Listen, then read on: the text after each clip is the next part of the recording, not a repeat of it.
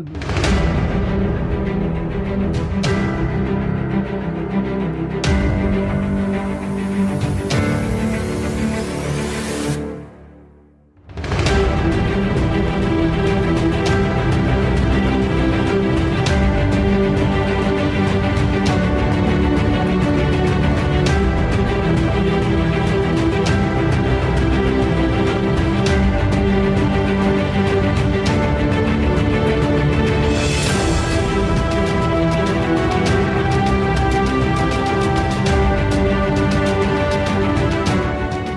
Bonsoir à tous et merci d'être avec nous pour cette nouvelle étude de la Bible. Bienvenue sur le Zoom CEP, Club des étudiants de la prophétie, et puis sur aussi notre chaîne YouTube Lumière pour les temps actuels.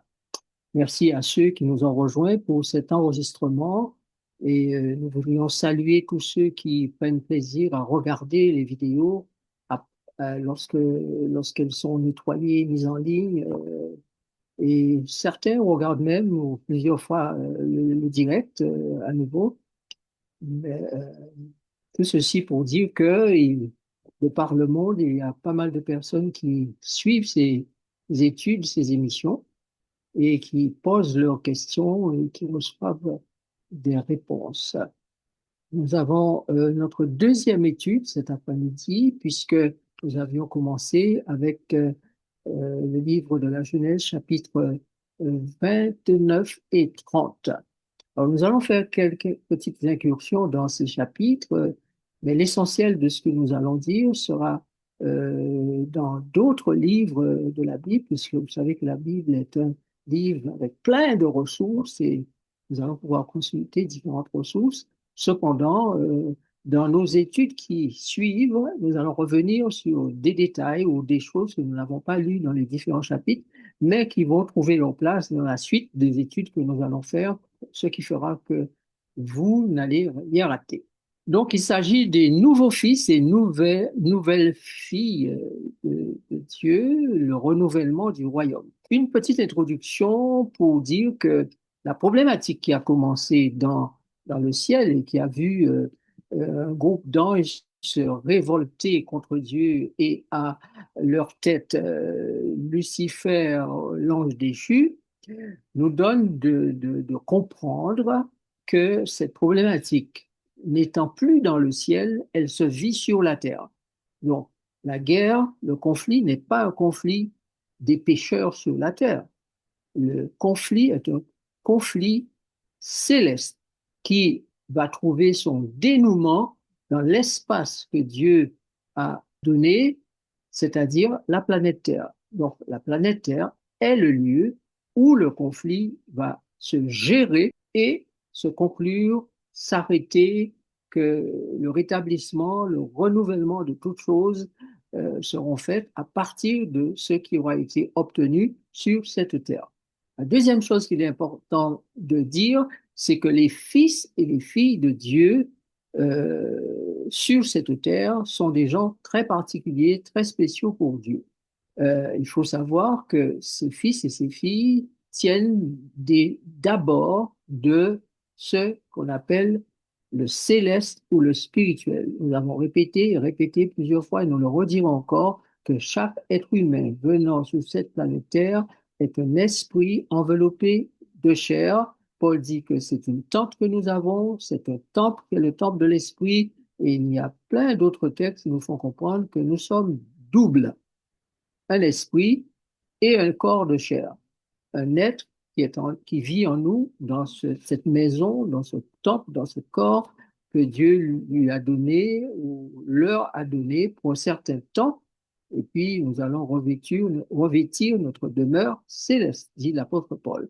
Maintenant, il nous faut comprendre que la préparation qui est en place, qui est en mouvement maintenant, nous concerne hautement pour savoir si oui ou non nous sommes candidats, d'une part, mais plutôt élus, élus pour faire partie de ces fils de Dieu qui vont retrouver la maison du Père et remplacer les anges déchus, repeupler la planète Terre qui sera devenue entre-temps le centre d'exécution pour tout l'univers. Apocalypse 22 nous dit que le trône de Dieu et de l'agneau sera dans la ville, et la ville sera descendue du ciel, selon Apocalypse 21, pardon, et ce sera posé sur la planète Terre et qui sera pleinement renouvelée. Souvenez-vous que Jésus, dans l'évangile de Jean, chapitre 3, verset 6, fait une déclaration que nous avons mentionnée la dernière fois et qui doit retenir toute notre attention. Les enfants de Dieu, les fils de Dieu, doivent prêter attention à cela, puisque Jésus leur dit, la chair, elle n'héritera pas le royaume des cieux. Ce qui est né de la chair est chair, c'est poussière, ça n'hérite pas le royaume de Dieu. Donc, c'est ce qui est né de l'esprit. Il faut que vous naissiez de nouveau. Croyons bien que nous ne sommes pas ici pour un moment de villégiature. Nous sommes là pour être débarrassés de la chair et revêtir pleinement notre corps céleste, statut céleste. Et même ceux qui seront dotés d'un corps nouveau, glorieux, eh bien, ce corps-là, ils verront que ce corps-là n'a plus rien à voir avec le corps de chair que nous avons maintenant. Voici la parole de Jésus. Ce qui est né de la chair est chair, et ce qui est né de l'esprit est esprit. Nous l'avons dit, répété plusieurs fois. Maintenant, la question ou les questions que nous avions posées lors de notre dernière étude étaient les suivantes. Comment véritablement naît-on du Saint-Esprit et sommes-nous fils, filles de Dieu, nés d'en haut, nés de l'Esprit? Comment l'expérience de Jacob met-elle en lumière cette naissance des fils et des filles de Dieu, appelés aussi fils de la résurrection? Alors, la première chose que nous devons retenir pour répondre à ces questions, c'est que tous les hommes sont nés de la femme et constituent la postérité de la femme, chair et os. Après, naturellement, que le péché soit entré dans notre univers, sur notre planète Terre. De plus, ce qu'il faut aussi comprendre, c'est que Ève a mélangé sa nature avec l'esprit du diable, la nature du diable, et la postérité qui devait être la postérité de la femme et d'Adam devient la postérité d'Ève et du serpent. Dieu ne s'adresse pas, notez bien dans le livre de Genèse chapitre 3, Dieu ne s'adresse pas à Adam, mais lorsqu'il parle de postérité, mais il s'adresse strictement au serpent et à la femme étant chair et os d'Adam. J'ai formé un homme avec l'aide de l'Éternel qui se trouve dans Genèse chapitre 4, parole d'Ève, veut dire, si on comprend bien sa déclaration, je me suis fait donner un fils, un homme, j'ai fait en sorte que je puisse posséder un fils, un homme, d'acheter un homme. Alors, le terme qu'elle emploie veut dire tout ça. Je me suis donné et j'ai eu ce fils et l'Éternel a bien voulu m'aider pour qu'il naisse. Donc, il y a eu quelque chose qui s'est passé dans le jardin d'Éden. La Bible n'en parle pas. Si, elle en parle, mais de façon très voilée, et nous allons y venir tout à l'heure. Mais au-delà du simple fait de manger le fruit, il y a autre chose qui s'est passé dans l'Éden et qui ne doit pas particulièrement retenir la notion, l'attention, pardon, des uns et des autres et jeter le trouble dans les esprits. Voilà pourquoi la façon dont Dieu a inspiré Moïse d'écrire ces choses fait en sorte qu'il n'y ait pas de... Les gens troublés ne comprennent plus rien et ne donnent plus crédit à la Bible parce qu'elle raconte des choses qu'ils n'arrivent pas à imaginer. Le serpent m'a séduite, cela veut dire que ce serpent a agi de telle sorte que j'ai été prise, je suis devenue l'objet de ses plaisirs et de ses désirs. J'ai succombé à son charme. Le fait qu'elle couche après avec son mari, Adam, après la chute, ne change rien à ce qui s'est passé avec le serpent dans le jardin. Elle a reçu la semence du serpent qui allait conduire à une certaine fécondation pour un fruit Caïn. Et quand on regarde le fruit qu'Ève met au monde, Caïn, on réalise tout de suite que cela ne peut pas être un fils de Dieu. Le texte de la Genèse, d'ailleurs, fait disparaître Caïn de la généalogie d'Adam. Vous allez noter que si vous lisez le chapitre 5, quand Dieu, ou Moïse plutôt, inspiré par Dieu, écrit concernant la généalogie, la descendance d'Adam, il ne mentionne aucunement Caïn et sa famille. C'est comme s'il avait été effacé complètement de la généalogie euh, humaine, sauf que sa généalogie sera brièvement mentionnée pour dire ce qu'il a été capable de faire sur cette planète Terre et quels étaient les dons qu'ils avaient mis en œuvre pour pouvoir faire un certain nombre de grands travaux sur cette planète Terre et répandre la musique, entre autres, et autres sur cette planète. D'accord? Puisque c'était des êtres très intelligents et doués de divers talents.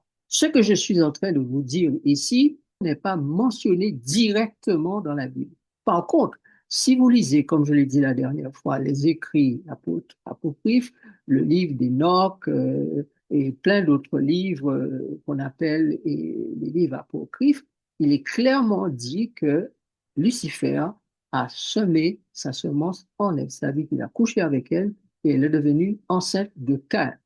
Ça est clairement dit dans les autres écrits. Mais pourquoi la Bible ne le mentionne pas comme ça? Ou est-ce que ça fait partie des mythes? On n'a pas une réponse claire, nette et certaine.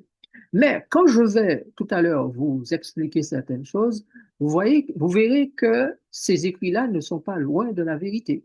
On le verra tout à l'heure. Quand Ève réalise ce qui lui est arrivé avec le serpent, on voit que la prochaine fois qu'elle a un enfant, elle ne dit plus j'ai formé un homme. Elle dit Dieu m'a donné un fils dans Genèse chapitre 4 et le verset 25 et 26.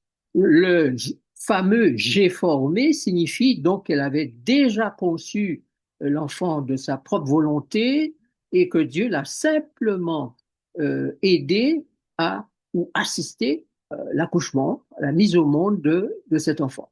Et ce que nous allons lire maintenant va vous donner un petit aperçu des dessous des événements, de ce qui s'est passé dans l'ombre et ce que nous allons lire attentivement. D'ailleurs, il faut bien regarder le texte et comprendre. Alors, je vais vous demander d'avoir vos Bibles avec vous pour ne pas qu'on dise que c'est moi qui ai dit. Il faut que la Bible soit sous vos yeux, que vous-même vous constatiez en tant que témoin que ce qui est dans la Bible se rapproche de cette affaire que l'on connaît d'ailleurs dans le monde chrétien, hein, puisque ceux qui suivent un petit peu les enseignements catholiques savent que le péché originel pour le catholicisme, c'est l'acte sexuel.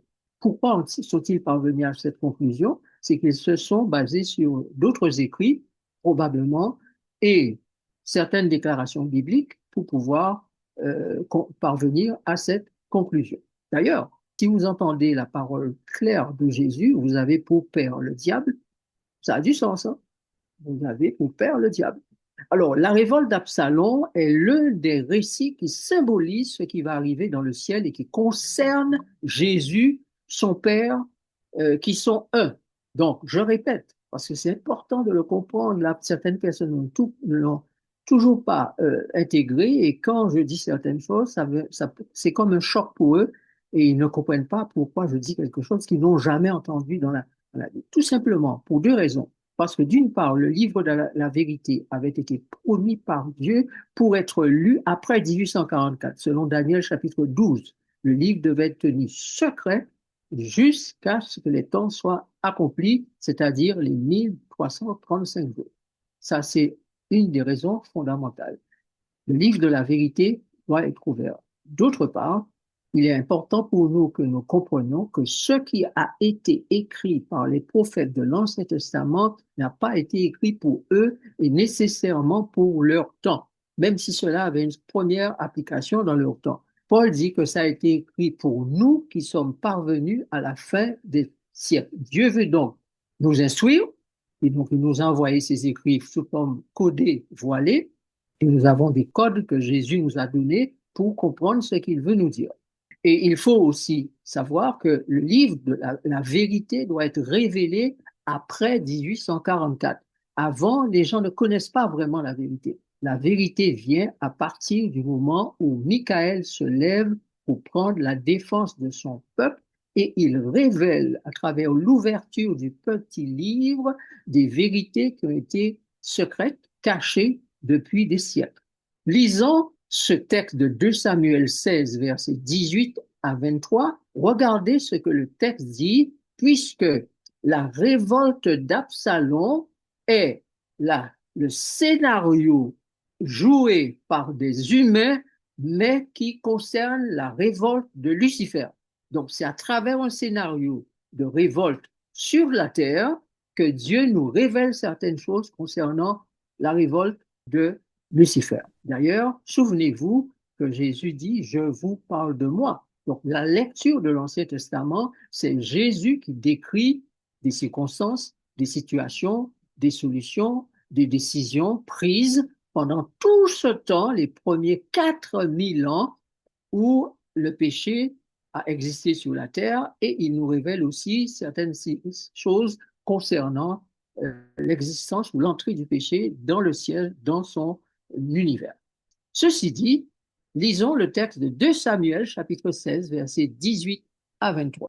Hushai répondit à Absalom, c'est que je veux être à celui qu'ont choisi l'Éternel et tout ce peuple et tous les hommes d'Israël, et c'est avec lui que je veux rester.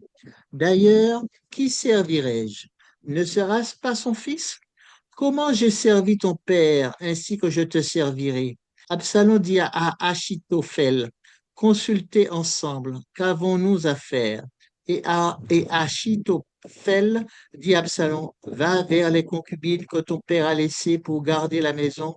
Ainsi tout Israël saura que tu t'es rendu ô Dieu à ton père, et les mains de tous ceux qui sont avec toi se fortifieront.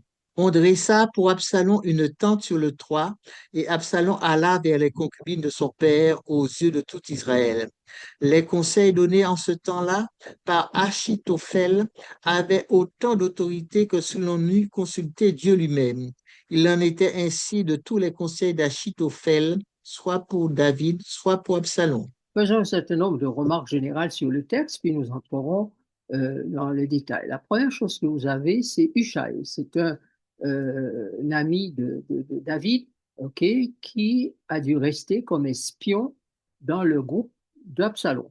On lui demande d'ailleurs pourquoi il n'est pas resté avec David, et il répond, c'est ce que je veux, j'ai choisi l'Éternel et son peuple et tous les hommes d'Israël, et c'est avec lui que je veux rester. Voilà. C'est sa façon de dire, je reste avec vous. Je suis avec vous de pleinement, entièrement. L'autre chose que nous devons remarquer, c'est qu'il y a un deuxième homme, Archipotel, un conseiller de David, qui est aussi devenu conseiller d'Absalom. Il est resté donc lui aussi dans le camp d'Absalom. Et Archipotel va dire à Absalom ce qu'il va falloir faire pour asseoir son autorité en tant que roi, nouveau chef. Quand il lui dit d'aller vers les concubines de son père, quand le peuple verra que tu as osé faire une telle chose, il saura que tu as pris autorité, ils vont se fortifier et tu seras l'homme du peuple. Alors, on dresse des tentes ou une tente sur le toit, et Absalom, qu'est-ce qu'il fait? Il va avoir des relations sexuelles avec toutes les concubines de son père, aux yeux, publiquement, hein, aux yeux de tout Israël. Et le texte dit que les conseils donnés en ce temps-là par Achitophel avaient autant d'autorité que comme si on avait consulté Dieu lui-même. Et il était ainsi des conseils d'Achitophel, d'Achitophel aussi, je crois, mais c'est Achitophel, conseiller de David ou conseiller d'Absalom. Donc, mes amis, vous vous souvenez que lorsque nous avons parlé de Lucifer, Lucifer avait beaucoup d'autorité dans le ciel. Et sa parole était comme la parole de Dieu. D'ailleurs, dans le ciel, les êtres qu'il avait sous son commandement prenaient sa parole pour être une parole de Dieu. Et voilà pourquoi Dieu finit par lui dire, tu te crois Dieu, mais tu n'es pas Dieu. Conclusion, après avoir lu ce texte. D'abord, il y avait une volonté, on peut conclure qu'il y a une volonté de l'Éternel, comme il y a une volonté du Shai, pour que les choses se déroulent comme prévu. Deuxièmement, on remarque qu'il y a deux hommes au cœur de l'armée d'Absalom qui étaient amis de David, bien informés de tout. Dans le ciel, Dieu avait des chefs, des séraphins qui étaient bien informés des choses de Dieu. D'ailleurs, dans Ézéchiel 28, Dieu dit à Lucifer, tu connais tous les secrets de Dieu.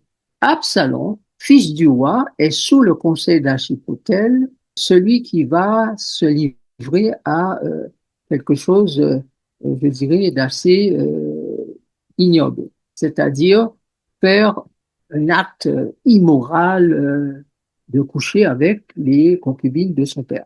Oh, c'est un manque de respect total, un mépris total pour le père et son autorité, à son gouvernement. Et ça, c'est un acte public qui dit clairement à David, tu es méprisé, c'est moi qui prends ta place, je suis maintenant le chef, point très. D'accord? Regarde d'ailleurs ce que je fais avec toutes ces femmes qui t'appartenaient. Donc, vous voyez que dans cette affaire, pourquoi est-ce que la Bible nous présente cet aspect sexuel des choses? Lucifer aurait-il fait la même chose avec Ève? C'est une question que je pose. Je ne suis pas en train de faire une déclaration. C'est une question parce que je sais que beaucoup pourraient dire que je prêche des choses qu'on n'a jamais entendues et qui ne sont pas bibliques, l'esprit de prophétie n'en parle pas, etc., etc. Je vous demande simplement de lire ces textes avec objectivité et de voir que puisque la révolte d'Absalom est le synonyme de la révolte de Lucifer dans le ciel, qu'est-ce qui vient avec cette révolte avec cette révolte d'Absalom? Pourquoi cela vient-il? Quelle était la raison ou quelles sont les raisons pour lesquelles Jésus, parle de ça? S'il parle de ça, c'est qu'il a eu un problème avec ça. Ça fait partie des problèmes que Jésus a rencontrés avec Lucifer, comme David, qui est l'allié direct de Jésus, rencontre avec son fils Absalom. Dieu a rencontré des problèmes avec son fils Lucifer. Il le décrit, ou il décrit les problèmes qu'il a rencontrés à travers ce texte d'Absalom. Maintenant, je ne tire aucune conclusion définitive là-dessus. Il serait bon que maintenant que nous devons désapprendre pour réapprendre, maintenant que le livre de la vérité est ouvert, maintenant qu'on voit que dans le livre de l'Apocalypse, le symbole de Satan ou du roi de Babylone, c'est une femme assise sur une bête et qui est une prostituée. Les prostituées, qu'est-ce qu'elles font? Elles peuvent avoir des relations sexuelles avec plein d'hommes. Donc, Dieu nous dit qu'il y a eu un problème sexuel dans cette affaire.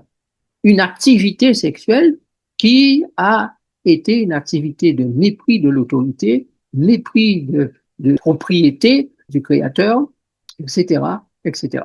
Ils ont gardé, la réflexion est lancée et vous aurez la possibilité de poser vos questions et de faire vos commentaires sur ce que la Bible nous révèle ou nous dit et l'interprétation que nous devons donner de ces textes bibliques. Alors, comment le serpent, le diable, le rusé, a-t-il réussi à corrompre les descendants d'Adam et de la femme à l'image de Dieu? Le Père, créateur, comment a-t-il réussi à confondre, à corrompre les fils de Dieu? Le texte biblique, c'est Genèse 6, versets 1 et 2 que nous avons lu. Mais avant de lire le texte, j'aimerais attirer votre attention sur le fait que la campagne de séduction du diable dans le ciel et sur la terre va conduire finalement à un mélange, une confusion de nature, une sorte d'alliance, de mariage que Dieu n'a pas voulu. Et quand Dieu place l'arbre de la connaissance du bien et du mal dans le jardin d'Éden, il est en train de placer les symboles de couple. Le couple bien, le couple avec un élément qui s'appelle le bien et un élément qui s'appelle le mal. Donc, il y a eu un assemblage, un mariage, une alliance qui a été faite dans le ciel qui ne va pas dans le sens de ce que Dieu veut pour son royaume. Le serpent a fait en sorte que le fruit qui sortirait d'Ève soit un fruit corrompu. Donc, le diable est à l'origine de l'existence d'un Caïn qui est devenu un meurtrier comme lui-même, un menteur comme lui-même, un révolté comme lui-même. Chien pas fait chat. Hein? Donc, réfléchissons.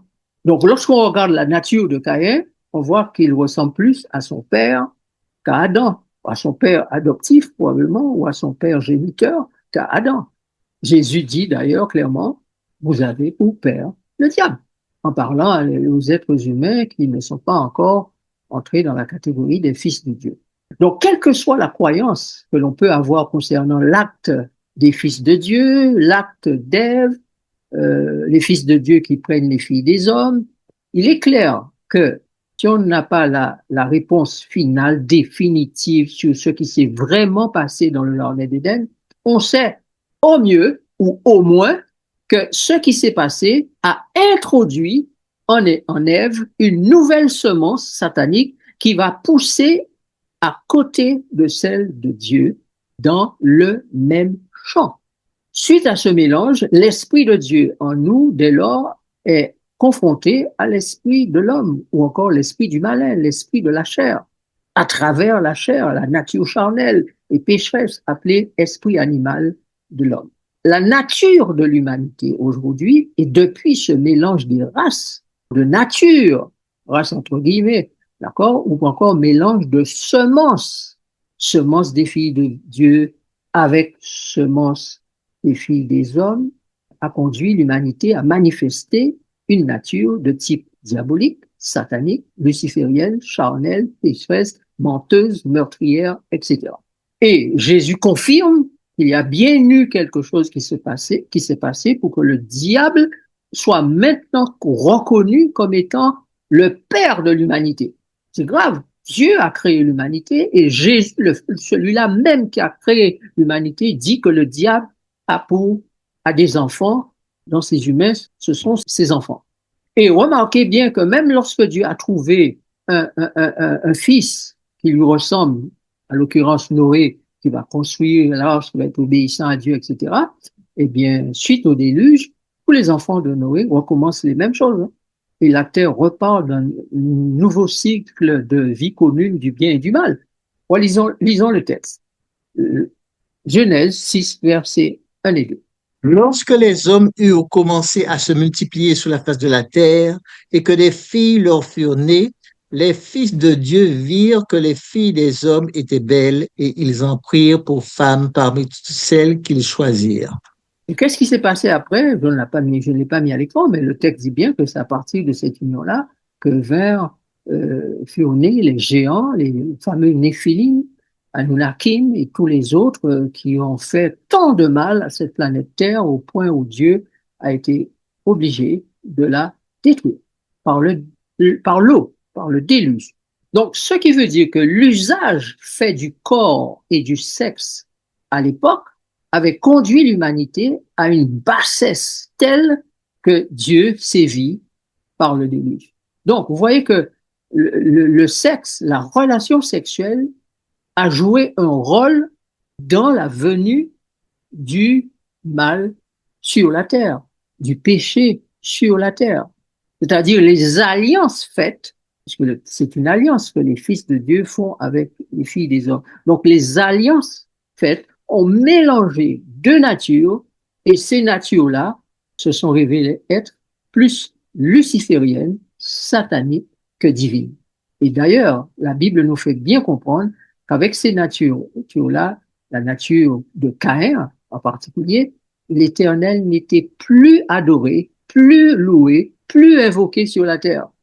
Il a fallu attendre la nouvelle génération, la nouvelle semence, la nouvelle lignée ou descendance d'Adam pour qu'enfin Dieu retrouve sa place dans les cœurs des individus. Donc, il est hautement question de comprendre que la semence, qu'est-ce que la semence? La semence, c'est ce qui sort du sexe de l'homme pour être déposé dans le sexe de la femme. C'est ce qu'on appelle la semence, ou encore le germe, ou encore le spermatozoïde. C'est ça, une semence. Maintenant, faut-il tout prendre littéralement, concrètement, ou se dire que c'est la façon dont la Bible le dit, c'est des illustrations pour un domaine technique spirituel? Chacun est libre de doit accepter, comprendre et croire ce qu'il veut croire, mais la conclusion que nous pouvons tous tirer et sur laquelle nous pouvons tous être d'accord, c'est que ce que le Christ dit fait foi. Il dit qu'il y a eu deux semences et que ces deux semences sont cataloguées, identifiées. Absalom est donc l'exemple d'un prototype luciférien. Maintenant, l'acte ou les actes sexuels d'Absalom perpétrés contre les femmes concubines de son père disaient qu'il avait pris autorité et possession de la maison de son père et qu'un peuple nombreux le soutenait. Donc, pour prendre autorité sur le jardin et ses pensionnaires, que fait donc le serpent, le diable, Satan, le séducteur? Si Absalom fait ça pour prendre autorité, qu'a fait Lucifer? Si on applique le principe de la symbolique tel que Jésus et Paul l'ont enseigné, cette déclaration suggère une certaine relation intime du fils déchu de Dieu, Lucifer, avec Ève. Comme Absalom, fils de David, a eu une relation intime avec les concubines de David, et Lucifer s'arroge ainsi de prendre, d'avoir le droit de récupérer ce qui appartenait à Dieu, à son Père, à son Créateur. D'ailleurs, mais cet acte-là, c'est lui qui domine. C'est lui qui a la domination sur la planète. Ce qui veut dire que juste dire je suis le chef n'était pas suffisant pour imposer son autorité. Mais quand il pose un acte comme celui qu'il a posé, prenant publiquement ce qui appartient à Dieu personnellement, Adam et Ève sont l'objet de tout l'amour divin.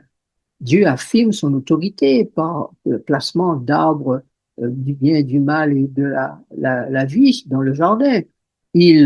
En faisant ce qu'il a fait, Lucifer occupe la place, devient le nouveau maître, la domination lui est remise par cette connivence, cette alliance, et ainsi on peut dire qu'il est le nouveau maître des lieux. D'ailleurs, quand on lui pose la question d'où viens-tu, quand il va représenter la Terre dans les conseils divins, il dit je reviens de la planète Terre où je me suis promené. Donc je savoure maintenant euh, mes biens, ma juridiction, je savoure maintenant ma propriété. Ainsi, nous comprenons que la relation intime perd le sens que Dieu lui avait donné, un acte de communion pour la procréation. L'acte sexuel devient un acte de subordination, un acte de domination, un acte de plaisir sexuel égoïste à partir de l'exemple de Lucifer. Et le texte confirme cela en disant que lorsque les fils de Dieu ont vu les filles des hommes belles, belles, eh bien, ils les ont choisies pour femmes et à partir de ce choix-là, le mal se répand de façon terrible. Le sexe, au lieu de rester dans l'intimité du couple, devient une affaire que tout le public, monsieur tout le monde, peut pratiquer sans règles, sans restriction. Et c'est ce que Absalom a fait devant tout le monde.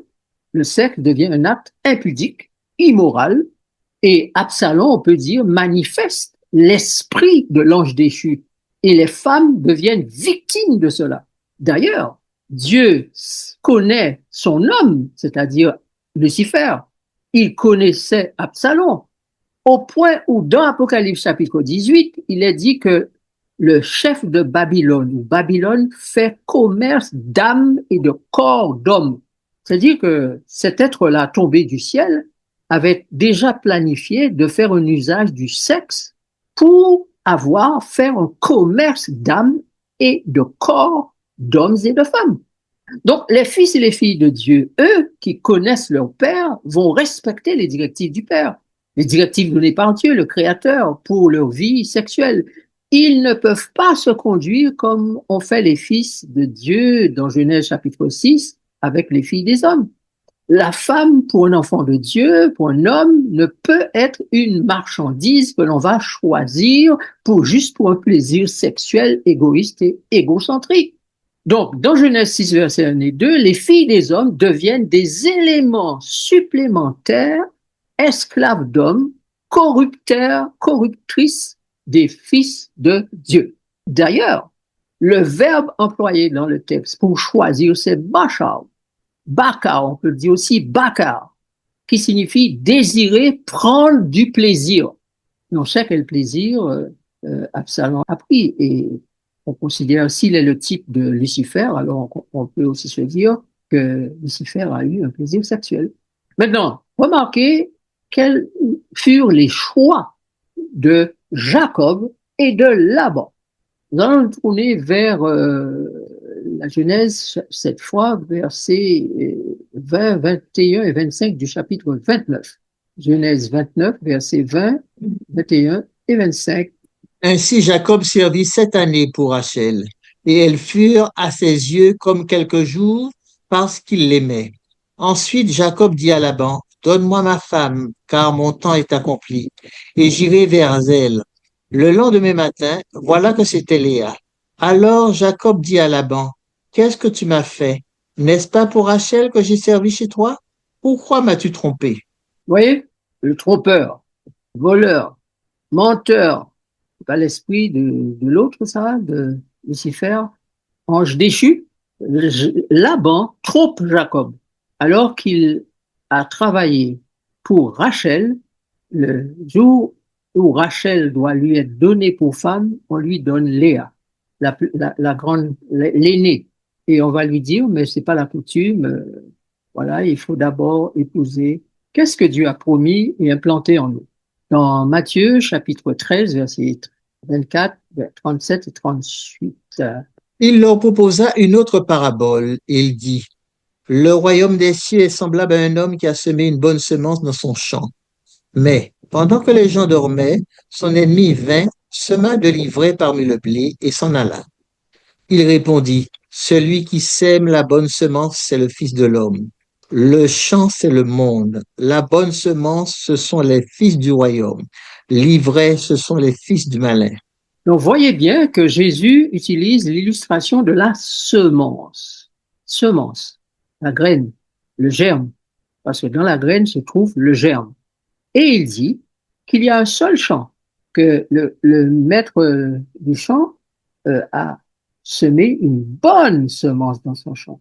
Pendant qu'il dormait, que les gens dormaient, l'ennemi est venu et a semé l'ivraie parmi le blé. Et s'en est allé. Et Jésus donne l'explication. Celui qui sème la bonne semence, c'est qui? Jésus, le Fils de l'homme. Le champ, c'est le monde. Et la bonne semence, ce sont les fils du royaume. Donc, comme nous l'avons vu depuis la dernière fois, il n'y a que deux lignées, deux descendances. La descendance appelée fils du royaume et la descendance appelée fils du malin. Donc, chaque personne doit savoir dans quel camp il se tient, avec qui il est. Est-il une semence bonne appelée fils du royaume ou est-il ou elle une semence mauvaise appelée l'ivraie, fils du malin? Donc, toute cette ces études que nous faisons, elles ont pour but de nous aider à identifier la semence, à identifier le semeur bon, fils de l'homme, à identifier le semeur mauvais, le malin. Quelles sont les stratégies et pratiques du semeur? Quelles sont les stratégies et pratiques du malin? Car il est en train de recommencer et va recommencer la même chose en ces derniers temps. Puisque notez bien que le texte dit, pendant que les gens dormaient, il est venu semer la mauvaise semence. Or, la Bible ne dit-elle pas que les 10 vierges se sont toutes endormies? Vous vous souvenez de ça, n'est-ce pas? Donc, pendant qu'elles dorment, ces vierges, il va y avoir une semence pour faire naître les fils du malin en lieu et place des fils du royaume. Donc, les fils du royaume doivent avoir exercé auparavant veille et prière, donc vigilance, pour que le diable ne sème pas la mauvaise semence dans leur champ. Car le champ, c'est le corps. C'est l'être humain qui est le champ. C'est là que la semence ou les semences sont jetées, dans l'esprit des êtres humains. Donc, tout à fait maintenant avec l'intelligence artificielle pour prendre l'esprit des êtres humains et y semer un autre esprit, une autre semence, pour que les hommes deviennent des hybrides, des humanoïdes et soient ainsi clairement des fils du malin. Donc, l'opération qui consiste à étudier en détail les livres de la Genèse pour voir, et l'Ancien Testament pour voir comment Dieu nous révèle les choses et comment méthodologiquement Dieu agit, méthodologiquement le diable agit, eh bien, ce sont des études importantes. Voilà pourquoi Jésus dit étudier, fouiller, chercher. Et il a résumé ça par un seul mot, veiller. Et il a dit en même temps, prier. pour ne pas tomber dans la tentation. Comment faire partie de la bonne semence alors? Galates chapitre 4, versets 15, 28 et 29. Où donc est l'expression de votre bonheur? Car je vous atteste que si cela eût été possible, vous vous seriez arraché les yeux pour me les donner. Pour vous, frères, comme Isaac, vous êtes enfants de la promesse. Et de même qu'alors, celui qui était né selon la chair persécutait celui qui était né selon l'esprit, ainsi en est-il encore maintenant. Ainsi en est-il encore maintenant. Depuis les temps derniers, c'est ainsi encore que les choses fonctionnent. Il y a une semence appelée fils de Dieu ou fils de la promesse et une semence, ou encore fils de l'esprit, n'est-ce pas? Et une semence appelée fils de la chair, fils du malin, et les deux semences sont dans le même champ. Le même champ. Une semence appelée la chair, une semence appelée l'esprit, semence de la chair, semence de l'esprit. Regardez le deuxième texte. Si donc vous êtes ressuscité avec Christ, cherchez les choses d'en haut, où Christ est assis à la droite de Dieu. Ainsi, tous les nouveaux fils et filles de Dieu sont des ressuscités. Et c'est pour ça que dans Luc chapitre 20, verset 34, Jésus les appelle fils de la résurrection. Donc, si donc vous voulez faire partie des fils de la résurrection, il faut être classé, nommé parmi les ressuscités. Et la résurrection dont il est question ici, elle est double. La résurrection spirituelle et la résurrection littérale. Car vous vous souvenez que toutes les vierges sont mortes, elles sont endormies, et le terme qui est utilisé là, c'est le terme qui est équivalent au sommeil de la mort, d'accord? Toutes se sont endormies du sommeil de la mort et elles se sont réveillées, donc ressuscitées. Donc, si vous êtes ressuscité avec Christ, si vous êtes parmi les vierges, parmi les 144 000, parmi les saints des derniers jours, les saints qui gardent les commandements de Dieu et possèdent la foi de Jésus, c'est que vous avez fait l'expérience de la résurrection spirituelle, ça veut dire que vous êtes né de nouveau, né de l'esprit, et que, ayant une nouvelle nature, si quelqu'un est en Christ, il est une nouvelle création, les choses anciennes sont passées, toutes choses sont devenues nouvelles, donc vous avez un nouveau fonctionnement. Maintenant, remarquez ce que Jésus nous dit dans le texte de Matthieu 25, 6 et 7. Au milieu de la nuit, on cria, voici l'époux, allez à sa rencontre. Alors toutes ces vierges se réveillèrent et préparèrent leurs lampes. Vous voyez, au milieu de la nuit, hein, la nuit est le symbole des ténèbres épaisses qui règnent sur la terre. Voici l'époux, allez à sa rencontre, c'est le cri qui est entendu. Et les vierges, qu'elles font? Que se passe-t-il pour elles? Elles se réveillent. Donc, elles sortent du sommeil, et du fameux sommeil de la mort, du fameux sommeil spirituel, parce que pour Jésus, la mort n'existe pas. Hein. Jésus parle, dit, bon, vous ne comprenez pas ce que je vous dis que c'est un sommeil, mais bon, alors il est mort, oui, il est mort. Mais Jésus nous dit que pour lui, la mort, c'est un sommeil.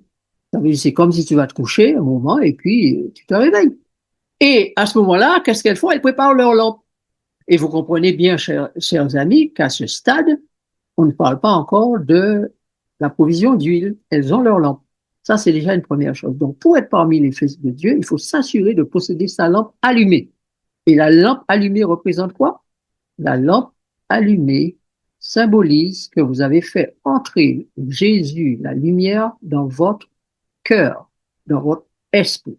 Et le vase récipient réserve d'huile, c'est ce qui a été mis de côté et qui représente la plénitude de l'esprit, c'est-à-dire le caractère du Christ qui vous a été donné, placé en vos mains comme une offre gratuite. Gratuite. Et ces gens-là, quand ils sont arrivés devant la porte, on leur a donné le vêtement de justice qui représente le caractère. Les vierges, elles doivent avoir préparé leur lampe et fait réserve d'huile. Elles sont donc préparées. Les invités, eux, n'étaient pas prêts. Ils sont venus comme ils étaient. on leur a donné un vêtement. Tandis que les vierges, elles, doivent se préparer. Deux lignées. Donc aujourd'hui, nous en sommes, depuis que nous avons parlé de la lignée d'Adam et Ève, ou la lignée de la femme et du serpent, nous sommes parvenus à comprendre que finalement, il y a deux lignées dans l'ensemble de la population mondiale, les fils de Dieu et les fils du malin. Il y a deux lignées parmi les fils de Dieu, les vierges et les invités. Voilà. Et nous verrons plus en détail cela lors de nos prochaines études. Maintenant, voici pour clore ce que Paul nous dit dans 1 Corinthiens 15, versets 22 à 24. Et comme tous meurent en Adam, de même aussi tous revivront en Christ. Mais chacun en son rang. Christ comme prémisse, puis ceux qui appartiennent à Christ lors de son avènement. Ensuite viendra la fin, quand il remettra le royaume à celui qui est Dieu et Père, après avoir détruit toute domination, toute autorité et toute puissance. Alors, vous réalisez donc qu'il y a une exigence. Tous doivent mourir, physiquement, spirituellement. Tous doivent revivre en Christ, physiquement ou spirituellement, pour la vie éternelle ou pour la mort éternelle. Mais en ce qui concerne la résurrection, il y a d'abord la résurrection du Christ, qui est appelée prémisse, puis ceux qui appartiennent à Christ. Ce qui veut dire que avant la moisson, ceux qui appartiennent à Christ, il y a la venue des premiers fruits qu'on appelle prémices. Les 144 000, les filles de Dieu des derniers temps, ceux qui ont l'image, le caractère du Père et du Fils, sont des prémices au même titre que Jésus. Ils ont la même appellation. D'ailleurs, ils ont le même caractère, celui du Père, celui du Fils. Ils sont irréprochables. Lorsque le Christ aura fini de faire l'apparition ou de mettre en place les prémices et ceux qui appartiennent à Christ, alors viendra la fin. Et l'évangile sera prêché dans le monde pour servir de témoignage à toutes les nations, alors viendra la fin. Le royaume sera remis à Dieu, au Père, après que Jésus ait détruit toute domination, toute autorité et toute puissance. Donc maintenant, la question est, es-tu parmi les fils de Dieu ou les fils du malin? Vraiment, que dans Matthieu chapitre 7, beaucoup étaient membres d'église, membres de communautés croyantes, chrétiennes, et ils sont venus vers Jésus disant, nous avons prêché en ton nom, nous avons fait des miracles en ton nom, nous avons fait en ton nom.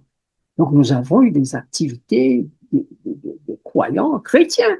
Nous étions fervents, engagés, enthousiasmés par ce que nous faisions. Et Jésus leur a dit, je ne vous connais pas, vous n'avez jamais été là où j'étais. Et pas longtemps, je disais à un groupe, Jésus dit, voici, si vous voulez me trouver pour que je vous connaisse, voici ce que je vous demande de considérer. Regardez bien, je vous lis le texte, puisque je n'ai pas l'intention de le lire vraiment, mais il importe que je le lise. Venez, vous qui êtes bénis de mon Père, prenez possession du royaume, nouveau royaume qui a été préparé dès la fondation du monde. J'ai eu faim, vous m'avez donné à manger. J'ai eu soif et vous m'avez donné à boire. J'étais étranger et vous m'avez recueilli. J'étais nu et vous m'avez vêtu. J'étais malade et vous m'avez visité. J'étais en prison et vous êtes venus vers moi. Les justes répondront, Seigneur, mais quand t'avons-nous vu avoir faim et donné à manger, soif et t'avons-nous donné à boire, etc., etc. Donc, vous voyez, tous ces gens qui disent à Jésus, oui, dans l'église, on a prêché, on a fait des miracles, on a fait ci, on a fait ça, on a fait ci. Jésus dit non, vous n'étiez pas au bon endroit.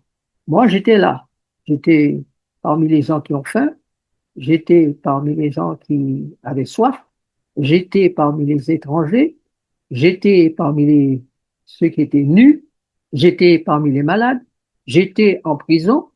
Je ne vous ai jamais vu, là. Je ne vous connais pas. Mes frères, mes sœurs, pères éditeurs. Chacun de nous doit avoir pour lui-même, sans l'Église, un programme comme ça. Du temps pour faire du bien à ceux qui ont faim ceux qui ont soif, ceux qui sont nus, ceux qui sont malades, ceux qui sont en prison, etc. En d'autres termes, ceux qui sont dans le besoin. Chaque personne voulant se considérer comme fils de Dieu doit entrer dans ce programme-là.